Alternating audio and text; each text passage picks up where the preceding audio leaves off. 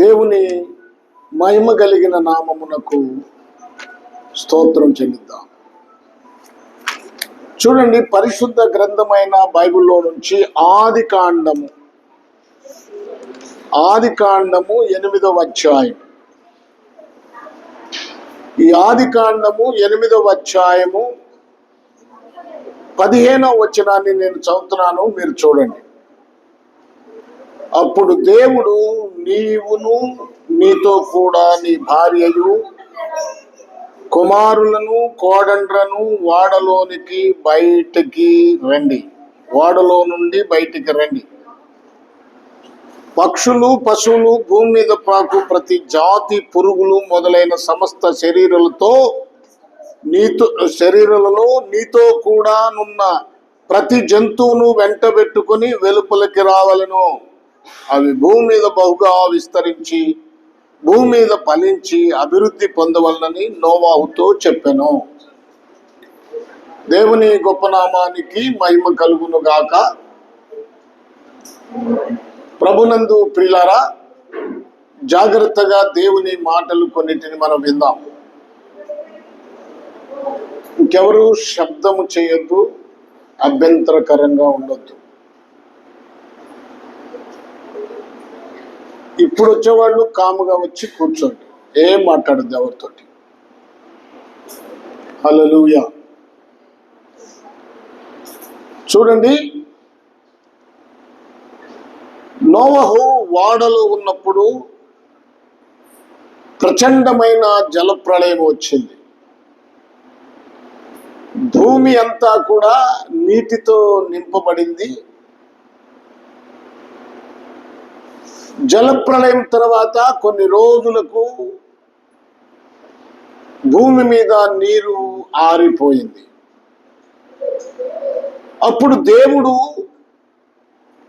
నోవహుతో చెప్తున్నాడు, నీవు నీ భార్యయు నీ కుమారులు కోడండ్లు, అంతేకాదు పక్షులు, పశువులు, భూమి మీద ప్రాకే ప్రతి పురుగు, సమస్త శరీరులు మీరు బయటికి రమ్మని, వెలుపలకి వారందరినీ వాటన్నిటినీ వెంట పెట్టుకొని వెలుపలకి రమ్మని ప్రభువు నోవాహుతో చెప్తున్నాడు దేవుడు. ఈ విషయాన్ని మనం గమనిస్తే, వాడలోనికి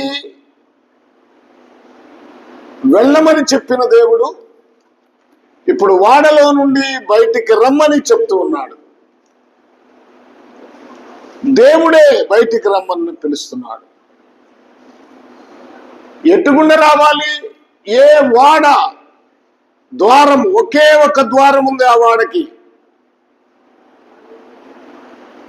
ఆ ద్వారము గుండా లోపలికి వెళ్ళారు, అదే ద్వారం గుండా బయటికి రావాలని చెప్తున్నాడు.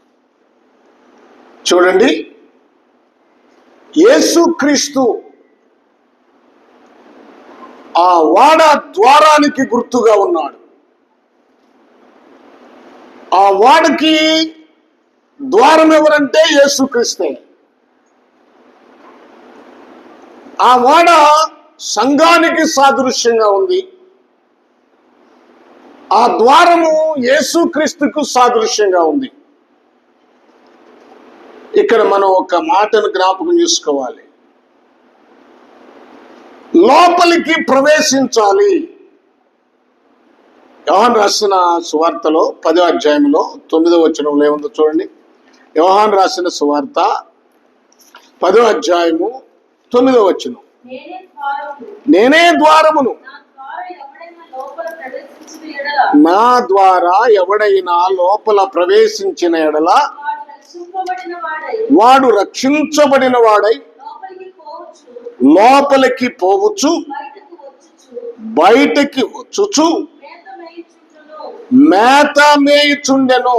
ఇక్కడ గమనించండి, లోపలికి పోవచ్చు, బయటకి వచ్చుచు మేత మేయుచుండెను.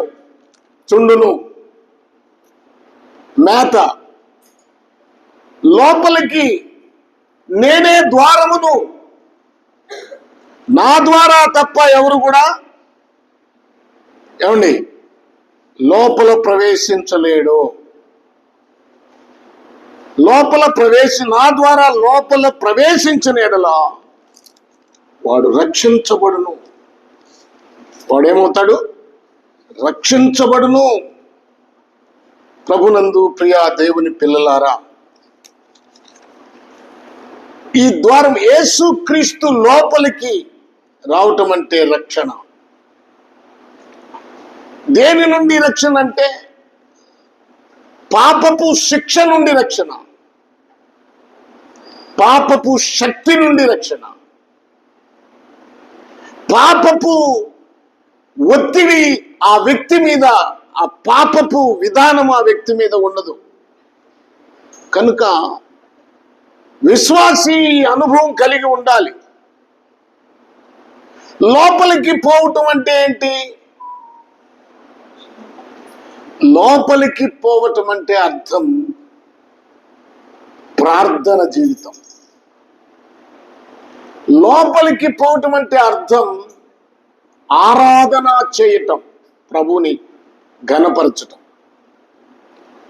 ఇప్పుడు లోపలికి వెళ్ళటం ప్రార్థన జీవితం. ఎవడైనా యేసు ప్రభు వారు చెప్పాడు, మత్తయి రాసిన సువార్త 6వ అధ్యాయం 6వ వచనంలో ఏం చెప్పాడు చెప్పండి? నీవు ప్రార్థన చేయనప్పుడు నీ గదిలోనికి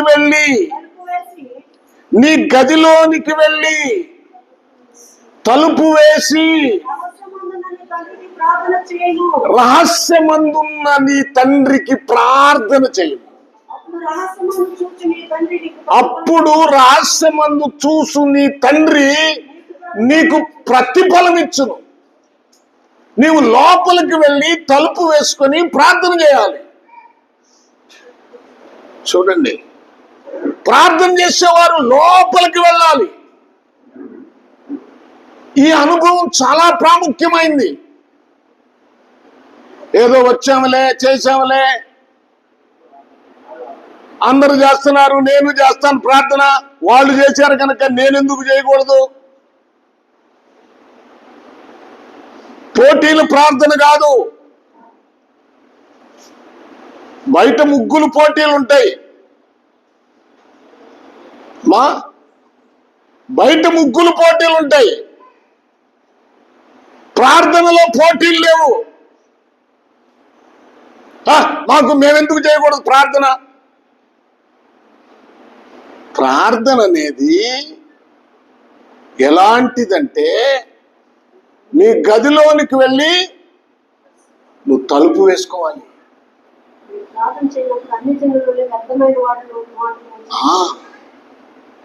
మీరు ప్రార్థన చేసేటప్పుడు అన్య జనుల్లాగా వ్యర్థమైన మాటలు, ప్రార్థన ఎలా ఉండాలి? ప్రార్థన ఎలాగుండాలి? చూడండి ప్రభునందు ప్రియా దేవుని పిల్లలారా, చాలా ప్రాముఖ్యమైనది ప్రార్థనే. ఓ మాట చూడండి, బైబిల్లో కీర్తనకారుడు రాస్తాడు, 143వ కీర్తన 8వ మాట.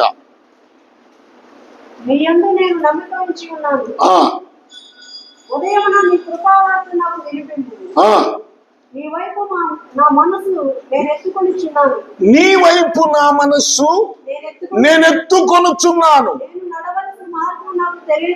నీ వైపు నా మనస్సు ఎత్తుకొనుచున్నాను. ప్రార్థన చేసే వాళ్ళు మనస్సు ఎక్కడుండాలి? దేవుని వైపు ఉండాలి.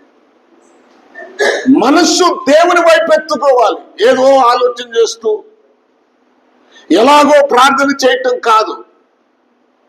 ప్రభునందు ప్రియా దేవుని పిల్లలారా, జ్ఞాపకం చేసుకుందాం. దానియేలు తన తలుపు వేసుకొని గదిలోనికి వెళ్ళి ప్రార్థన చేశాడు. అందుకే నేను దిగి వచ్చాను అని దేవుడు మాట్లాడుతున్నాడు. దానియేలు దగ్గర కూడా దేవుడు వచ్చాడు. నేను ఎందుకు వచ్చాను? నీ స్థిరమైన ప్రార్థన నాకు వద్దకు చేరింది. దానియేలు గ్రంథం 10వ అధ్యాయం 12వ వచనం చూడండి. దానియేలు గ్రంథం 10వ అధ్యాయం. భయపడకుము, ఈ మనస్సును అప్పగించి దేవుని ఎదుట నిన్ను తగ్గించుకొనిన ఆ మొదటి దినం మొదలుకొని నీ మనస్సును అప్పగించి నీ మనస్సును ప్రార్థన చేసేటప్పుడు దేవునికి తన మనస్సును అప్పగించాడు, తన ఆలోచనలు అప్పగించాడు.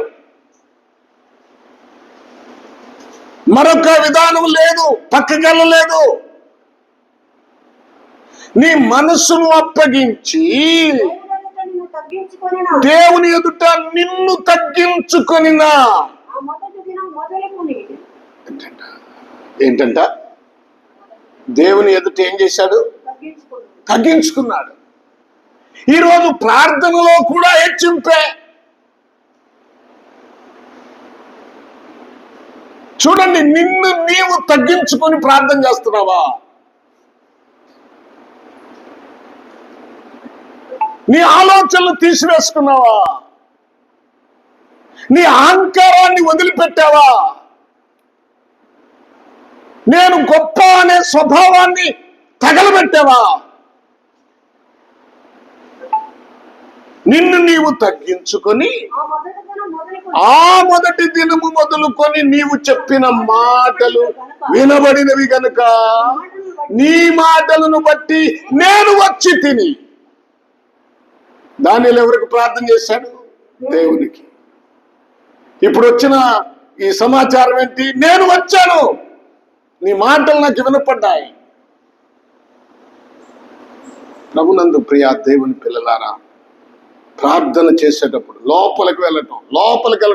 ఇక లోపలికి వెళ్ళి తలుపు వేసుకుంటే బయట ఏమన్నా కనపడతాయా? బయట శబ్దాలు కనపడతాయా? బయట ఆలోచనలు ఉంటాయా? అందుకనే ప్రార్థన చేయటం, పలకటం కాదు, పలకటం ముఖ్యం కాదు.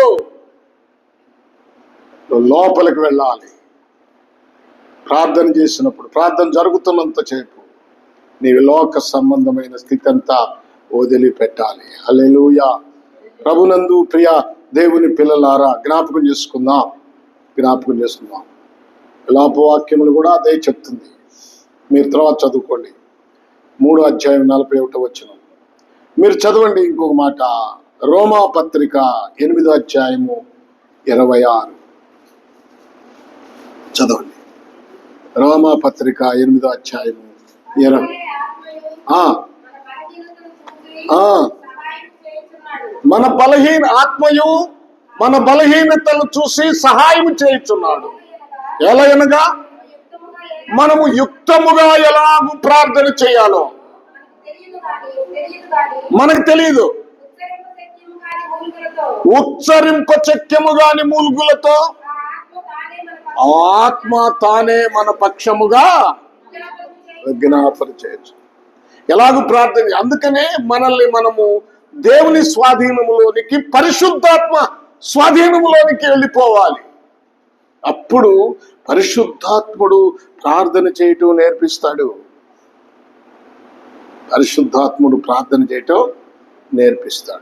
ప్రభునందు ప్రియా దేవుని పిల్లలారా, జ్ఞాపకం చేసుకుందాం.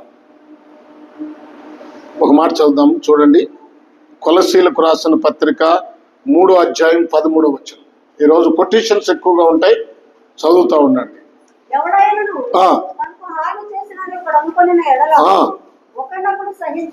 ఒకరినొకడు సహించుచు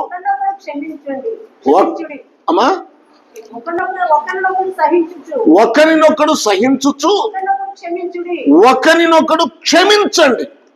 జాగ్రత్తగా వినండి. ఒకరినొకరు ఏం చేయాలా? సహించుకున్నారా? ఒకరినొకరు క్షమించుకోవాలి, సహించుకోవాలి. చూడండి, ప్రభునందు ప్రియా దేవుని పిల్లలారా, మీరు ప్రభువు మిమ్మల్ని క్షమించులాగున మీరును ఒకరినొకరు క్షమించుకోవాలి. మనం ప్రార్థన చేసేవాళ్ళు ఏంటంటే క్షమించే మనసు కలిగి ప్రార్థన చేయాలి. ప్రభునందు ప్రియ దేవుని పిల్లలారా, జ్ఞాపకం చేసుకున్నాం. ప్రార్థన చాలా ప్రాముఖ్యమైనది. లోపలికి వెళ్ళటం అంటే ప్రార్థనలోనికి వెళ్ళటం, ఆరాధన చేయటం, ప్రభువుని మహిమపరచటం. తర్వాత మీరు ఆలోచించండి, తర్వాత అంటే లోపలికి వెళ్ళుచు బయటకు వెలుపలకు వచ్చుచు. అంటే వెలుపలికి రావటం ఏమిటి? లోపలికి వెళ్ళటం అంటే ప్రార్థన, బాగానే ఉంది. మరి వెలుపలికి రావటం ఏంటి? వెలుపలికి రావటం అంటే సువార్త చెప్పటం. తర్వాత మేత మేయటం ఏంటి? చూడండి ఒక మాట, మేత. ఇర్మియా గ్రంథము 16వ అధ్యాయము 15వ వచనం. ఇర్మియా గ్రంథము 16వ అధ్యాయము 15వ వచనం చదువుతున్నారా? అంతేనా? చదువు. 15-16. 15-16. మీ మాటలు నాకు దొరకగా. ఎవరినంట? ఏంటి భుజించింది? నీ మాటలు నాకు దొరకగా నేను వాటిని భుజించి తిని. చూడండి, ఏం భుజించాలి? మేత ఏంటి?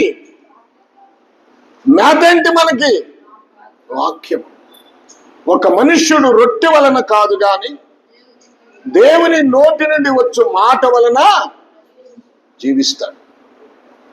మనం జీవించటానికి ఆహారం వాక్యము. వాక్యము. నీ మాటలు నాకు దొరకగా నేను వాటిని భుజించి తిని. సైన్యములకు అధిపతి యెహోవా, దేవా నీ పేరు నాకు పెట్టబడును గనుక నీ మాటలు నాకు సంతోషమును, నా హృదయమునకు ఆనందమును కలుగు చేయుచున్నది. ఏంటి సంతోషం? ఆయన మాటలు విన్నవారికి, ఆ మాటలు తిన్నవారికి సంతోషం ఉంటుంది, ఆనందం ఉంటుంది, హృదయంలో ఆనందం ఉంటుంది. కొంతమందికి దేవుని మాటలు అంటే చాలా కష్టం, వినలేరు. పాటలు పాడతారు, చప్పట్లు కొడతారు, వినలేరు, వాక్యం వినలేరు. ఎందుకంటే కొంతమందికి, ఇది అందరికీ కాదు, కొంతమందికే, అందరికీ కాదు. కొంతమందికి సంతోషం, కొంతమందికి ఆనందం. అర్థమైందా? అర్థమైందా? నీకు సంతోషమా దేవుని మాటలంటే? కోపమా? కొంతమందికి వాక్యం తగలగానే, గుచ్చుకోగానే చిరచరలాడతారు. వాళ్ళు చేసే పనులు తెలియగానే చాలా బాధపడతారు. చూడండి, దేవుని వాక్యం మనకి ఆహారంగా కనపడుతుంది, మనం తినాలి. ఎహెజ్కేలు గ్రంథం 3వ అధ్యాయము 1వ వచనం. ఎహెజ్కేలు గ్రంథం 3వ అధ్యాయం 1వ వచనం చూడండి. నరపుత్రుడా,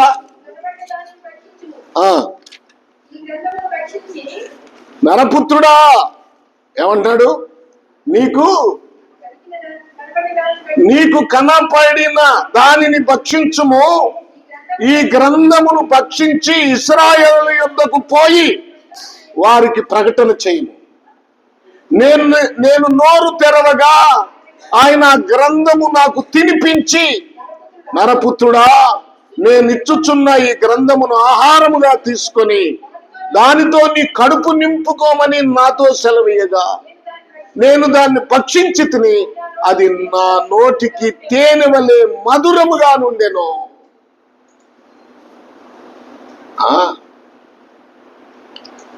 నేను రక్షించబడిన దినాల్లో వాక్యం చెబుతున్న కాడికి వెళ్ళేవాడు. వెళ్ళి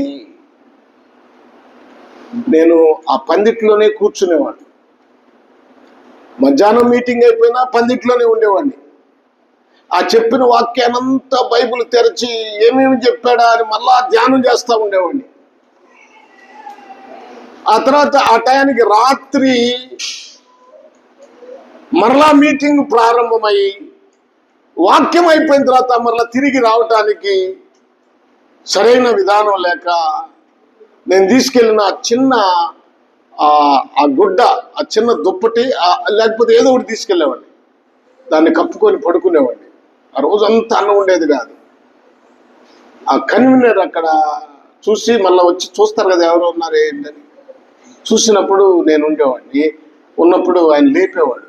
1-2 చోట్ల అట్టకి జరిగింది. లేపి ఏ ఊరయ్యా అనేవాడు. మాది పెదరావూరులేండి అని. మరి ఎప్పుడు వచ్చారంటే నేను పొద్దున వచ్చాను. అన్నం తిన్నావంటే పర్వాలేదులేండి తినపోయినా, నాకు ఆకలిగా లేదని. భలేవాడివయ్యా రా అని తీసుకెళ్ళి భోజనం పెట్టాడు. నాకు భోజనం ముఖ్యంగా ఉండేది కాదు. నేను అదే చెప్పేవాడిని, అయ్యా నాకు చెప్పబడిన వాక్యము చాలా మధురంగా ఉంది, ఆనందంగా ఉంది అయ్యా. ఇక్కడ మూల్పూర్లో మీటింగ్స్ జరుగుతుంటే ఏలియా మాస్టర్ గారు ఆయన పెట్టాడు మీటింగ్. 2 రోజులు ఉన్నాను, ఆయన చూస్తానే ఉన్నాడంట. 2 రోజులు అయిపోయి 2 రోజులు భోజనం లేదు. 3వ రోజు నన్ను చూసి, అయ్యా భోజనం చేసి వస్తున్నావంటే కాదయ్యా ఇక్కడే ఉండి వాక్యం వింటున్నానంటే ఆయన ఏడ్చాడు, కళ్ళమ్మటి నీళ్లు పెట్టుకున్నాడు. ఎంత ఆసక్తి అయ్యాని, రా భోజనం చేద్దాం రా అంటే పర్వాలేదండి ఆకలిగా లేదు అంటే నేను ఎవరికి తెలియదు కనుక ఆ టైంలో పట్టించుకునేవాడు కాదు. కానీ నాకు వాక్యం చాలా మధురంగా ఉండేది. ఆకలి అయ్యేది కాదు. ప్రభునందు ప్రియా దేవుని పిల్లలారా, జ్ఞాపకం చేసుకున్నాం. దేవునిలో ధ్యానం చేస్తూ ఉంటే దేవుని వాక్యాన్ని ఎంత మధురంగా, ఆకలి ఉండదు. ఇక్కడ నేను చూపించేది నీ కనపడిన దాన్ని భక్షించము. మేత మేయటం అంటే దేవుని వాక్యము, వాక్య ధ్యానము. ప్రభునందు ప్రియా దేవుని పిల్లలారా, అదే చెప్తాడు ఆయన. ఆయన ధర్మశాస్త్రము దివారాత్రులు ధ్యానించువాడు ధన్యుడు. దివారాత్రములు ధ్యానించాలి. ప్రభునందు ప్రియా దేవుని పిల్లారా, ఆ తర్వాత సువార్త పని. బయటికి రావటం అంటే సువార్త. ఒక మాట రాస్తాడు మార్కు రాసిన గ్రంథము 16వ అధ్యాయం 15వ వచనం చూడండి. 16వ అధ్యాయం 15వ వచనం.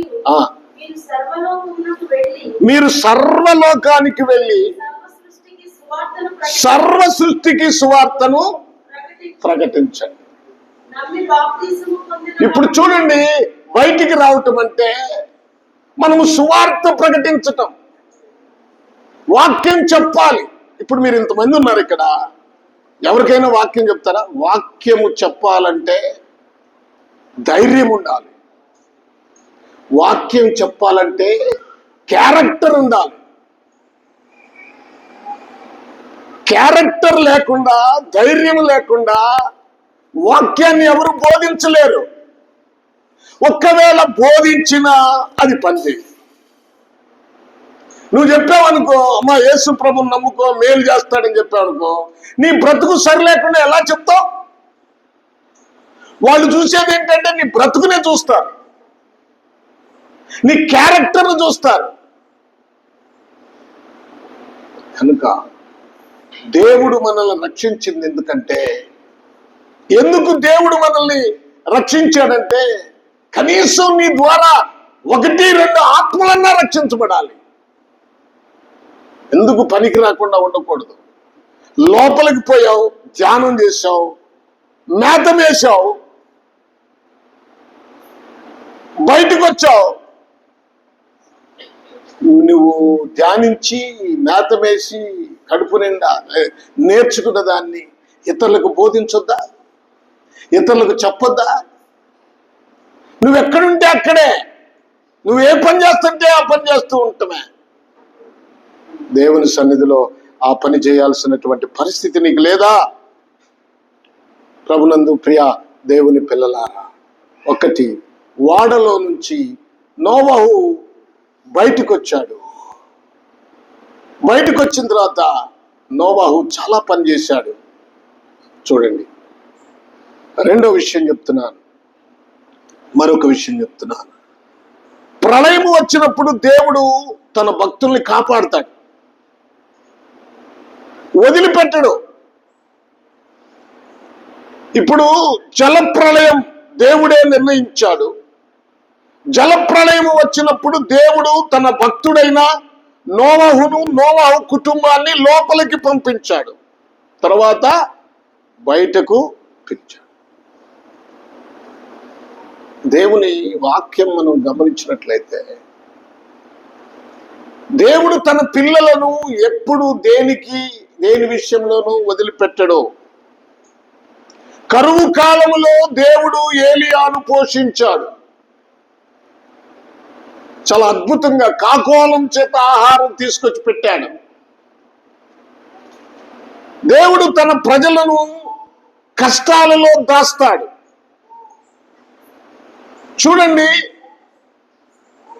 యెరికో పట్టణములో ఉన్న రాహాబు దేవుణ్ణి విశ్వసించింది కనుక రాహాబు కుటుంబము బయటకు వచ్చిన తర్వాతే ఆ యెరికో పట్టణం కాలిపోయింది. దేవుడు అగ్ని కుమ్మరించాడు, పట్టణాన్ని నాశనం చేశాడు. చూడండి, లోతు కుటుంబము అంటే కుమార్తెలు వీళ్ళందరూ బయటకు వచ్చిన తర్వాతే, నీతిమంతుడైన లోతు బయటకు వచ్చిన తర్వాతే సొదొమ పట్టణాన్ని కాల్చేశాడు. దేవుని పిల్లల్లో ఆయన వదిలిపెట్టడు. నోవహు కుటుంబము వాడలోనికి వెళ్ళిన తర్వాతే భూమి మీద జలప్రళయం వచ్చింది. ఆపత్కాలమందు దేవుడు తన బిడ్డలను దాచి పెడతాడు. కీర్తనల గ్రంథం 27వ కీర్తన 5వ మాట చూడండి. కీర్తనల గ్రంథం 27వ కీర్తన 5వ మాట చూడాలి. ఆపత్కాలమున ఆయన తన పర్ణశాలలో నన్ను దాచును, తన గుడారపు మాటున నన్ను దాచును, ఆశ్రయ దుర్గము మీద ఆయన నన్ను ఎక్కించును. చూడండి ఏమంటున్నాడు భక్తుడు, ఆపత్కాలమున ఆయన నన్ను తన పర్ణశాలలో నన్ను దాచును.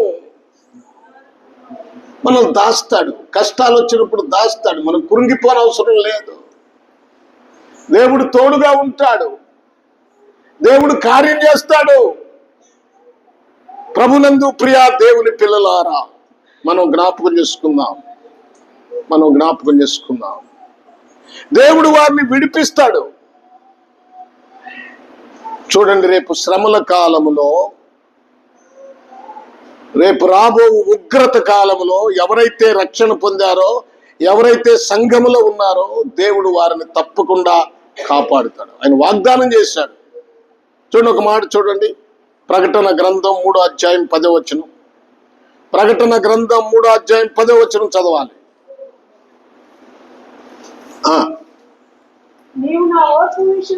అమ్మా, అదే, నీవు నా ఓర్పు విషయమైన ఏం గైకొన్నావు? వాక్యమును గైకొంటివి గనుక. వాక్యము, దేవుని వాగ్దానం, వాక్యమును గైకొంటివి గనుక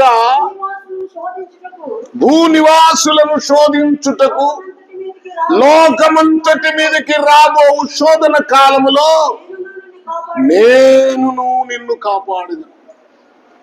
నువ్వు నా వాక్యము విని నా వాక్య ప్రకారం జీవించావు గనుక, గైకొన్నావు గనుక, నీవు నా ఓర్పు విషయమై వాక్యమును గైకొంటివి, ఓర్చుకున్నావు. నీవు ఎన్నో కష్టాలు, శ్రమలు, శోధనలు. లోకమంతటి మీదకి ఉగ్రత కాలం ఒకటి ఉంది, భయంకరమైన కాలం, భూనివాసులను శోధించడానికి. ఆ రోజు నిన్ను కాపాడుతాను. ఆ రోజు నీవు తప్పింపబడతావు. ఎందుకు తప్పించబడతావు? ఎందుకు నేను నిన్ను తప్పిస్తాను? నీవు నా వాక్యమును గైకొన్నావు. ఎవరు తప్పించబడతారు? ప్రార్థన చేసేవాళ్ళు కాదు, ఆరాధన చేసేవాళ్ళు కాదు.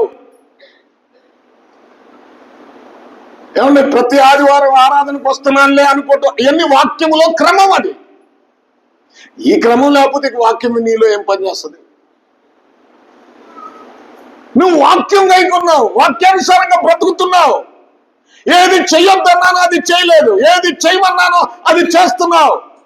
నీకెన్నో కష్టాలు నష్టాలు వచ్చినా నా సన్నిధి నువ్వు విడిచిపెట్టలేదు. పాపం నుండి సంపూర్ణంగా బయటకు వచ్చావు. నీ బ్రతుకంతా నా వైపు చూస్తూ సాగుతా ఉంది. వాక్యం ఏం చెప్తుందో అదే చేస్తున్నావు గనుక రేపు ఉగ్రత కాలంలో నిన్ను తప్పిస్తాను. వాక్యం ముఖ్యం, మాటలు కాదు, వేషధారణ కాదు.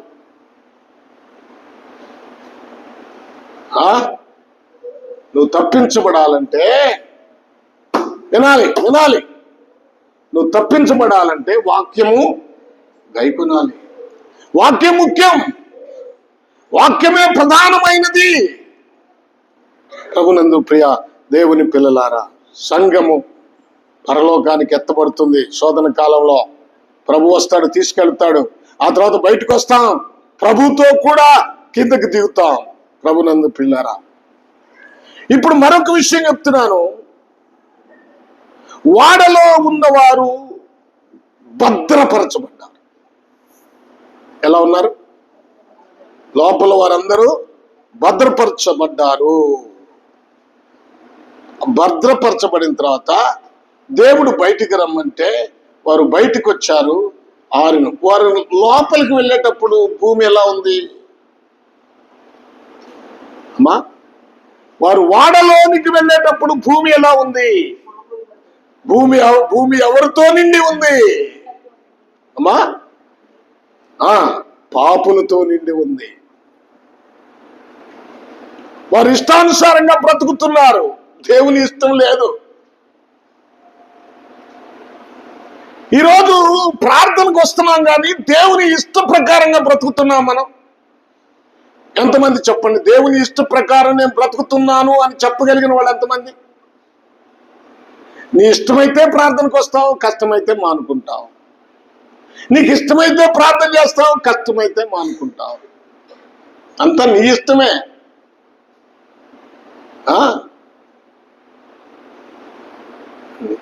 ప్రార్థనకు రాలేదన్నమాట మాకు ఖాళీ ఉంటే వస్తామండి, లేకపోతే మేమేందుకు ఎలా వస్తాం? మీకేం మీరు అట్టగా చెప్తారు, మీకు ఇంకేం పని ఉంది? ఇదే పనిగా మీరు అట్టగా చెప్తారు. మీకేమండి అలాగే చెప్తారు, రా రా అంటారు. మా బాధలు మాకున్నాయి, మా సమస్యలు మాకున్నాయి. సమస్యలు ఎందుకు రావు? దేవుని మీద ఆశ బాగానే, దేవునితో విశ్వాసంతో గడకపోతే ఆ సమస్యలు అట్లాగే ఉంటాయి. చూడండి ప్రభు, మనము జలప్రలయములో దేవుడు వాళ్ళని కాపాడాడు. వాళ్ళు బయటకు వచ్చినప్పుడు చూస్తే లోపలికి వెళ్ళేటప్పుడేమో పాపముతో నిండి ఉన్నారు మనుష్యులు. ఇష్టానుసారంగా ఎవరిని పడితే వాళ్ళు పెళ్లి చేసుకుంటున్నారు, తింటున్నారు, త్రాగుతున్నారు, సుఖిస్తున్నారు. వాళ్ళ ఇష్టమే. జనులు తినచ్చు, త్రాగుచు, పెళ్లికిచ్చుకొనచ్చు, పెళ్లి చేసుకు అక్రమ స్థితిలో బ్రతుకుతున్నారు. ఇప్పుడు మీరు వాడలో నుంచి బయటకు వచ్చేటప్పటికి ఏం కనపడుతుంది అక్కడ? ఎవ్వరు కనపట్ల, అందరూ స్మాష్. ఇప్పుడు పాపం లేదు ఆ భూమిలో. అబద్ధం ఆడేవాళ్ళు లేడు, మోసం చేసేవాళ్ళు లేడు, వ్యభిచారం చేసేవాళ్ళు లేరు, దొంగతనం చేసేవాళ్ళు లేరు. ఇప్పుడు ఆ భూమి నీతివంతమైన భూమిగా ఉంది. క్రొత్త భూమిలోనికి వచ్చారనమాట. పాపమంతా హరించబడిన నీతివంతమైన భూమిలోనికి వారు అడుగు పెట్టారు. ప్రభునందు ప్రియా దేవుని పిల్లలారా, వారు వాడలో ఉన్నారు గనుక వారికి ఏ శిక్షా విధి, క్రీస్తునందున్న వారికి ఏ శిక్షా విధి లేదు. నువ్వు లోపల ఉంటే ఏ శిక్ష లేదు. క్రొత్త భూమి, క్రొత్త ఆకాశం వారు ప్రవేశించారు. ఇక్కడ కొన్ని విషయాలు ఉన్నాయి. పేతురు రాసిన మొదటి పత్రిక 3వ అధ్యాయము 13వ వచనాన్ని చదవండి. ఇప్పుడు పేతురు రాసిన పత్రిక రెండవ పత్రిక 3వ అధ్యాయము 13వ వచనం. అయినను మనం ఆయన వాగ్దానమును బట్టి క్రొత్త ఆకాశముల కొరకు, క్రొత్త భూమి కొరకును కనిపెట్టుచున్నాము. వాటి యందు నీతి, ఆ క్రొత్త భూమి, క్రొత్త ఆకాశమునందు ఏమి నివసిస్తుంది? నీతి నివసిస్తుంది. ఒక్కసారి మనం పైకి వెళదాం 11వ వచనంలోనికి. ఇవన్నీ ఇట్లు లయమైపోవునని గనుక ఆకాశము రవులుకొని లయమైపోవునట్టు పంచభూతములు మహావేంద్రముతో కరిగిపోవునట్టు దేవుని దినపు రాకడ కొరకు కనిపెట్టుచు దానిని ఆశతో ఆపేక్షించుచు. ఇప్పుడు దానిని మనం ఏంటది? దేవుని రాకడ. ఆ రాకడను మనం కనిపెడుతున్నాం. ఎంతమంది ఇక్కడ దేవుడు రాకడ వస్తుంది, రాకడ ఉంది అని కనిపెట్టేవాళ్ళు ఎంతమంది? దాని యందు ఆసక్తి కలిగిన వారు ఎంతమంది? అసలు మీరు దేవుని రాకడ ఉంది అన్న సంగతి రోజులో కనీసం ఒక్కసారైనా జ్ఞాపకం చేసుకుంటారా? ఒక్కసారైనా జ్ఞాపకం చేసుకుంటారా? చేసుకో. దేవుని రాకడకు కనిపెట్టేవారు, కొత్త భూమి కోసం కనిపెట్టేవారు ఎలా బ్రతకాలి అక్కడ రాశాడు. చూడండి. మీరు పరిశుద్ధమైన ప్రవర్తన. ఏం ప్రవర్తన ఉండాలి? హలో, ఏం ప్రవర్తన? ఎట్ట పడితే అట్ట ప్రవర్తించకూడదు. నువ్వు మాట్లాడే మాటలో పరిశుద్ధత ఉండాలి. అహంకారంతో, గర్వంతో మాట్లాడద్దు. దేవుని రాకడ దినాలు సమీపించాయి, లేకపోతే మన మరణము సమీపించింది. పరిశుద్ధమైన ప్రవర్తన, భక్తితోనూ ఎంతో జాగ్రత్త గలవారై ఉండవలను. భక్తితోనూ, తర్వాత ఎంతో జాగ్రత్త. ఎక్కడ పడిపోతామో, ఎక్కడ తప్పిపోతామో, ఏ విషయంలో సాతానుడు మనల్ని బలహీనపరుస్తాడో, ఈ విషయాలన్నీ చూసుకుంటూ జాగ్రత్తగా బ్రతకాలి. నేను చెప్పే మాటలు మీ మనసులోకి ఎక్కాలి. నువ్వెవరైనా, నువ్వేమైనా ఈ మాటలుగా నీ జీవితంలోకి ఎక్కపోతే నీ జీవితం రేపు పతనమే.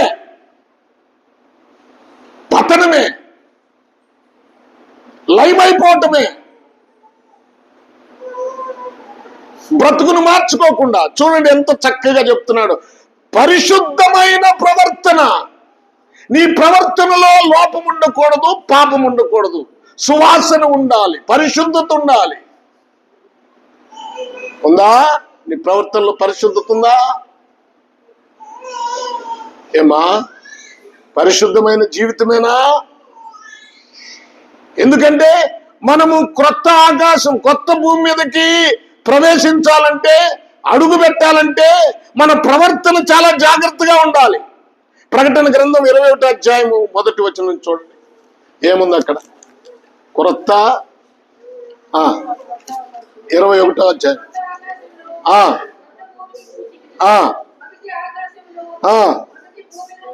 మొదటి ఆకాశం, మొదటి భూమి గతించిపోయెను, సముద్రం లేదు. ఇవన్నీ మీరు చదువుకుంటే మీరు జాగ్రత్తగా, అప్పుడు దేవుని యొక్క నివాసము మనుషులతో కూడా ఉన్నది. ఆయన వారితో కాపురం ఉండును, వారు ఆయన ప్రజలై ఉందురు. దేవుడే తానే వారి దేవుడై ఉండి వారికి తోడై ఉండి వారి కన్నుల ప్రతి బాష్ప బిందువును తుడిచివేయును. మరణం ఇక ఉండదు, దుఃఖమైనను ఏడ్పైనను వేదనైనను ఇక ఉండదు. మొదటి సంగతులు గతించిపోయెను, సింహాసనములో నుండి వచ్చిన గొప్ప స్వరము చెప్పుట వింటిని. చూడండి ప్రభునందు ప్రియ, ఇంకా మీరు చదువుకుంటే చాలా విషయాలు ఉన్నాయి. దేవుడే మనతో ఉంటాడు. ఉండాలంటే ఇక్కడ మనం మన ప్రవర్తన యందు జాగ్రత్తగా ఉండాలి. ఉండాలంటే భక్తితో ఉండాలి. ఉండాలంటే పరిశుద్ధత జీవితము కలిగి ఉండాలి. ఇంకా 14 వచనం చూడండి. ఇప్పుడు పేతురు రాసిన 2వ పత్రిక 14 వచనం. ప్రియులారా ఏమన్నాడు? ప్రియులారా వీటి కొరకు అంటే ఆ క్రొత్త భూమి క్రొత్త ఆకాశం కొరకు మీరు కనిపెట్టువారు గనుక. అమ్మా నిజమేనా? అమ్మా నిజమేనా? మీరు కొత్త భూమి క్రొత్త ఆకాశము కొరకు కనిపెట్టుచున్నారా? నా జీతం ఎప్పుడు పడుతుందని కనిపెడుతున్నారా?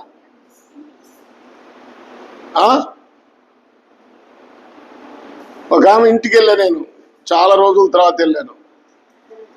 చాలా రోజుల తర్వాత వెళ్తే ప్రార్థన చేసిన తర్వాత ఆమె అంటుంది, అయ్యా నీ కానుకిద్దామంటే ఒక్కళ్ళు కూడా వడ్డీ ఇయ్యలేదయ్యా.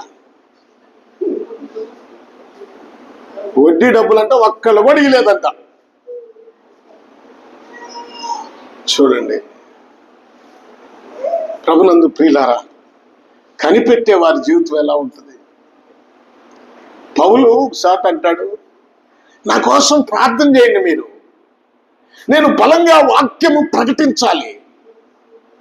బలంగా వాక్యం ప్రకటించాలంటే మీరు భారముతో కన్నీటితో ప్రార్థన చేయాలి. ఎందుకంటే నా ఎదుట చాలా రకరకాల వాళ్ళు ఉంటారు. నా ఎదుట వడ్డీలకు ఇచ్చేవాళ్ళు ఉంటారు. ఆ వడ్డీలకు ఇచ్చే వాళ్ళని చూసి నేను మాట మార్చుకుంటానేమో. అయ్యో వాళ్ళు నాకు సందా ఇస్తారు, దశంభాగం ఇస్తారు, ఈ సంగతులు చెప్తే వాళ్ళు ఏమనుకుంటారో.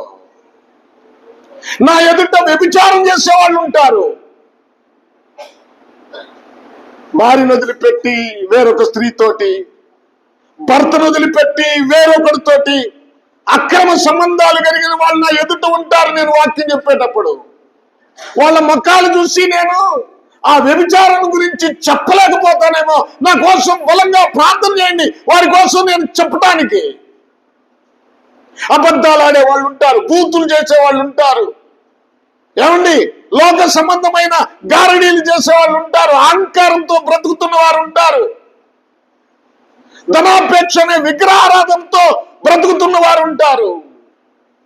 వారందరికీ నేను సరి అయిన వాక్యము చెప్పగలిగే ధైర్యము దేవుడు నాకు ఇచ్చేటట్లుగా నా కోసం ప్రార్థన చేయండి.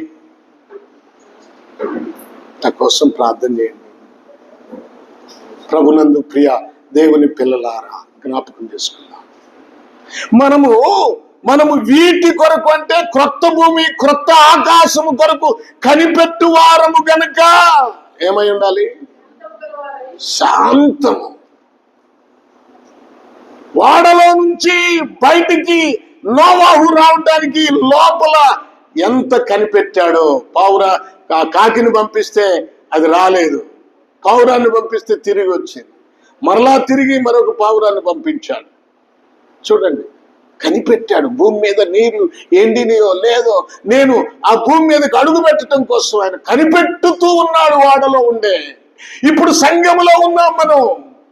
వాడంటే సంఘము, ద్వారం అంటే క్రీస్తు, నోవాహు కుటుంబం అంటే విశ్వాసులమైన మనమే.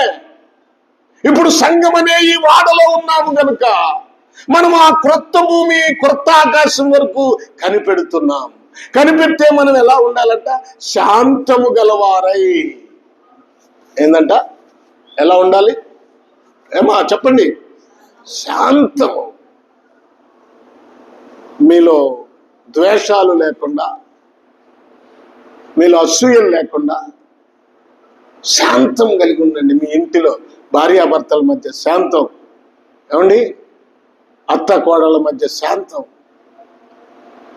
శాంతం. పిలుపులకు రాసిన పత్రిక 2వ అధ్యాయం 14లో ఏముంది? 14 వచనంలో మీరు మూర్ఖమైన వక్ర జనము మధ్య ఏంటంటే ఇక్కడ ఏముంది? అంతా మనల్ని కెలికేవాళ్ళే. వక్ర జనం, భక్తి లేని జనం. మన ఇల్లులో కూడా నువ్వు భక్తిగా ఉంటే మిగిలిన వాళ్ళందరూ భక్తి లేని వాళ్ళే. ఒక ఏమంటుందయ్యా, నేను ప్రార్థనకు రావాలంటే మా ఇంట్లో వాళ్ళు కాకులు పొడిచినట్టు పొడుస్తున్నారయ్యా. ఇంట్లో వాళ్ళే. మూర్ఖులకు వక్ర జనము మధ్య మీరు నిరపరాధులను, నిష్కలంకులను, అనింద్యులనైన దేవుని కుమారులగునట్లు. చూడండి, మీరు సనుగులు సంశయాలు మానండి. సమస్త కార్యములను సనుగులు సంశయాలు మాని శాంతంగా బ్రతకండి. ప్రశాంతంగా జ్యోతుల వలె ఉన్నారు మీరు. సరే, ఇంకొక మాట చదువు. తిమోతికి రాసిన మొదటి పత్రిక 5వ అధ్యాయము 14 వచనం చదవండి. తిమోతికి రాసిన మొదటి పత్రిక 5వ అధ్యాయం 14. కాబట్టి పిల్లలను కానీ గృహ పరిపాలన జరిగించుచు నిందించుటకు విరోధికి అవకాశం ఇవ్వకుండా ఉండాలని కోరుచున్నాను. మీరు ప్రశాంతంగా బ్రతకాలి. విరోధికి అవకాశం ఇవ్వద్దు. చాలా విషయాలు ఉన్నాయి.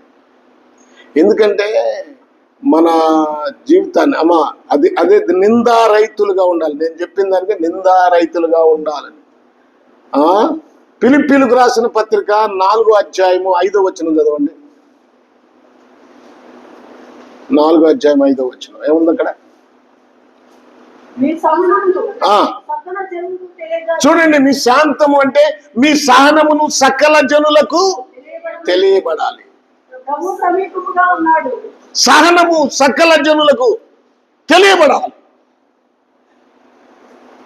ఎంత సహనము! పేతురు రాసిన మొదటి పత్రిక 2వ అధ్యాయం 20వ వచనం. త్వరగా కొటేషన్స్ ఎక్కువ ఉంటాయని చెప్పాను కదా. త్వరగా పేతురు 2:20.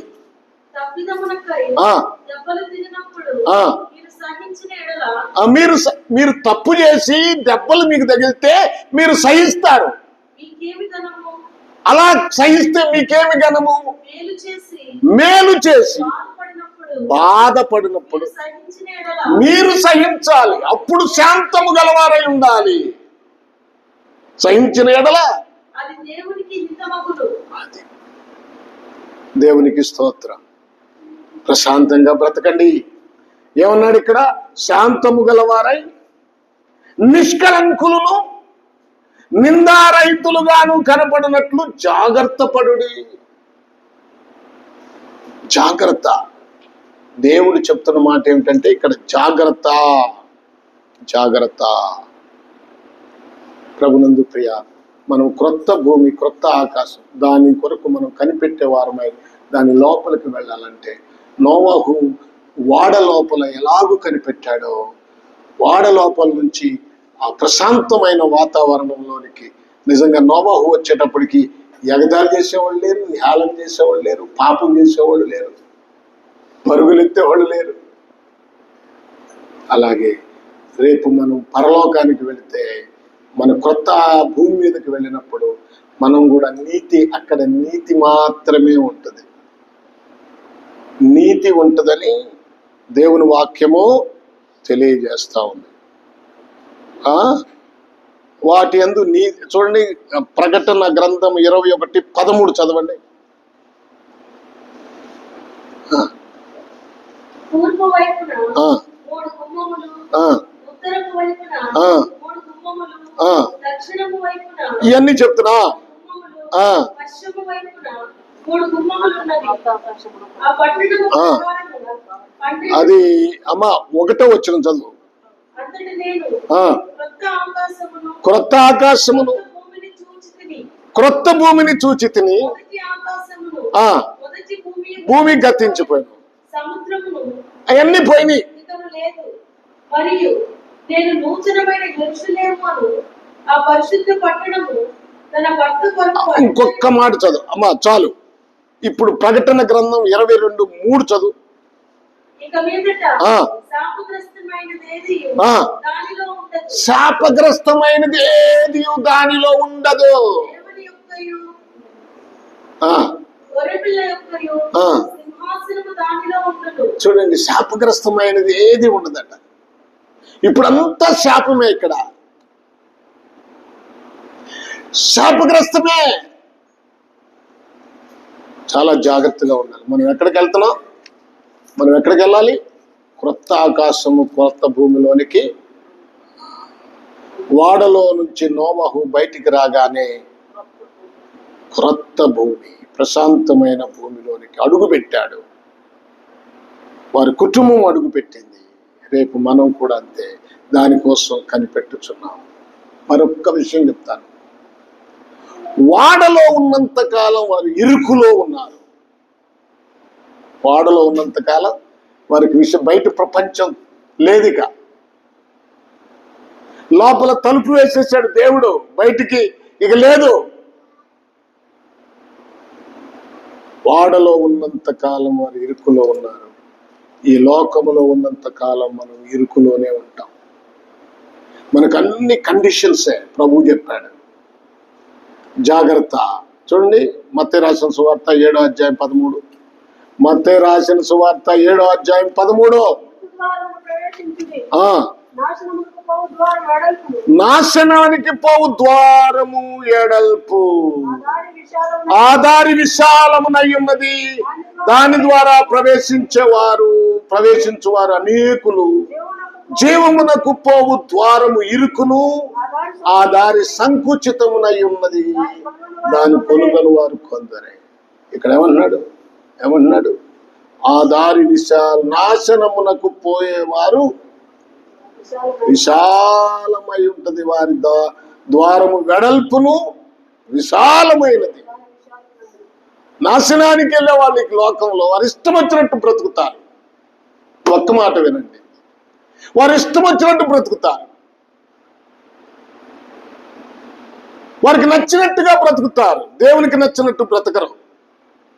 దేవుడు అంటే ఇప్పుడు దేవుడు ఈ కొద్ది కాలం మనకి ఎగ్జామ్, ఒక బిడ్డ చదువుకుని ఒక ఇంటర్మీడియటో లేకపోతే ఒక డిగ్రీయో లేకపోతే ఒక పీజీయో చేసేటప్పుడు వారికి చాలా కండిషన్స్ ఉంటాయి. వాళ్ళు చాలా కష్టపడతారు. కష్టపడితే గాని వారు పరీక్షల్లో పాస్ కాలేరు. ఆ తర్వాత వారు ఏదో ఒక జాబ్లో సెటిల్ అయిపోయి వారు చాలా ఆనందంగా ఉంటారు. చదివేటప్పుడే చాలా ఏంట్రా నాకు ఈ శిక్ష ఏంట్రా బాబు అనుకుంటారు. వాళ్ళని చాలా కండిషన్లో పెడతారు, ఆ కాలేజీ వాళ్ళు కానీ ఎవరైనా సరే. చూడండి కనుక నీవు ప్రభు మనల్ని కండిషన్లో పెడుతున్నాడు. అది చేయొద్దు, ఇది చేయొద్దు, దొంగతనం చేయొద్దు, అబద్ధం ఆడొద్దు, వ్యభిచరించొద్దు, మోసం చేయొద్దు, అక్రమంగా సంపాదించొద్దు. ఇవన్నీ కండిషన్. ఇప్పుడు వీళ్ళెవరు నాశనానికి పోయే వాళ్ళు ఏదైనా చేయొచ్చు. ఆ ధనవంతుడు ఇష్టం వచ్చినట్లుగా బ్రతికాడు, లాజరు కష్టంతో బ్రతికాడు. అబ్రాహాము అంటున్నాడు, నా కుమారుడా ధనవంతుడితోటి, నీ ఇష్టం వచ్చినట్లు నువ్వు బ్రతికావు కనుక అక్కడ వేదనలో ఉన్నావు. లాజరు కష్టంతో బ్రతికాడు కనుక ఇక్కడ విశాలత కలిగిన చోటులో నెమ్మది పొందుతున్నాడు. ఇక్కడ నీ బ్రతుకును సరి చేసుకోకపోతే అక్కడ లయమైపోతావు, నాశన కోపంలో ఉంటావు. ఇక్కడ కష్టమైన అన్ని విషయాల్లో కష్టం వచ్చినా జాగ్రత్తగా వాక్యానుసారంగా బ్రతికితే అక్కడ ఆత్మ సంబంధమైన మెట్టులో పరలోకములో విశాలంగా ఆశీర్వాదకరమైన జీవితంలో జీవిస్తావు. అక్కడ శాపగ్రస్తమైనది ఏది ఉండదు. అక్కడ నీతి మాత్రమే ఉంటుంది, అక్కడ యథార్థత మాత్రమే ఉంటుంది, అక్కడ ప్రభువును స్తుతించటం మాత్రమే ఉంటుంది. నోవాహు వాడలో ఉన్నంత కాలము ఇరుకులో ఉన్నాడు. బయటకు వచ్చిన తర్వాత ఆయనకు విశాలత దొరికింది. ఈ మంచి సమయంలో మీకు జ్ఞాపకం చేస్తున్నాను, ప్రియ దేవుని బిడ్డలారా, నువ్వు ఎలా ఉన్నావు, ఎలా బ్రతుకుతున్నావు? ప్రభు మార్గంలో ఉన్నావా? క్రీస్తులో ఉన్నవారు లోపలికి వెలుపలికి మేత మేయిచు ఉంటారు. అలాగే ప్రార్థనా జీవితం, నీవు మేసిన వాక్యం, ఇప్పుడు ధ్యానించిన వాక్యం నువ్వు ఇతరులకు తెలియజేయాలి, ప్రకటించాలి. నీ ఇంటి వారికి, నీ తోటి వారికి, నీ ప్రక్క వారికి చెప్పి వారిని ప్రభువులోనికి నడిపించాలి.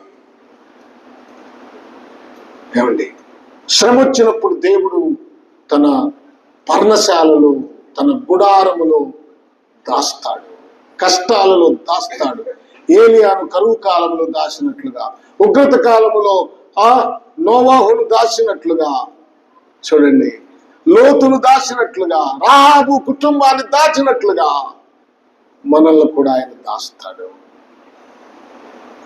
కనుక క్రొత్త భూమి, క్రొత్త ఆకాశంలోనికి అడుగు పెడతాం. దానికోసం ఎదురు చూద్దాం, నెమ్మదిగా బ్రతుకుదాం, పవిత్రమైన ప్రవర్తన కలిగిన వారంగా బ్రతుకుదాం. దేవుడు అదే కోరుకుంటున్నాడు. నిరీక్షణ కలిగి జీవిద్దాం. దేవుడి మాటలు మనందరి కొరకు ఆశీర్వదించునుగాక. ఆమె. తలలు వంచండి, ప్రార్థన చేసుకుందాం. తలలు వంచండి.